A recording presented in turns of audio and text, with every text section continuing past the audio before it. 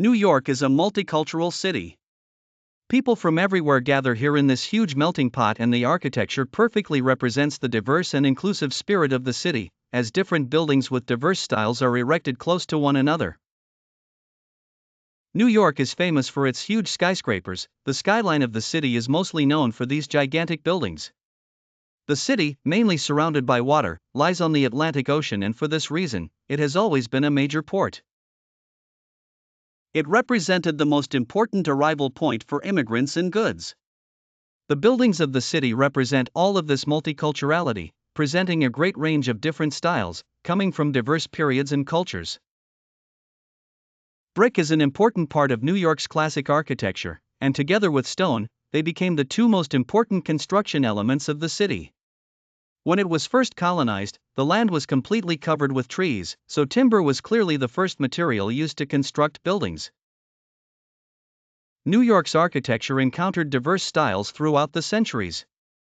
Thanks to its position, the city has always been a huge melting pot. Ideas and influences merged and allowed a flourishing of styles and diverse art forms. The first influences were related to British architecture, since New York City was part of the British colonies. For example, the most ancient church in Manhattan is from 1766, St. Paul's Chapel. It is a classical example of the English influence. Even after the independence from England, this style was kept in use for some time. The Neo-Gothic style appeared, and it became the most used architectural style until the 20th century. There are several churches that were erected following this style. For example, the Trinity Church and St. Patrick's Cathedral were both inspired by European buildings and forms. We should also consider the Woolworth Building, an early Gothic skyscraper. During the late 1800s, New York experienced an incredible period of growth. The number of people who were living there increased exponentially, along with some major modernization and industrialization. The Industrial Revolution helped the development and increased the use of new construction materials. During the 1920s to 1930s, Art Deco was a very important style in New York and is considered the city's signature style. Some of the most famous skyscrapers started being erected during these years. The Chrysler Building, one of the most famous skyscrapers in Manhattan, was erected during this period. The creation of skyscrapers was possible thanks to the elevator's invention and the street grid structure of the city. The center of New York was the core of modernization, industrialization, capitalism, and land speculation that encouraged the construction of vertical buildings.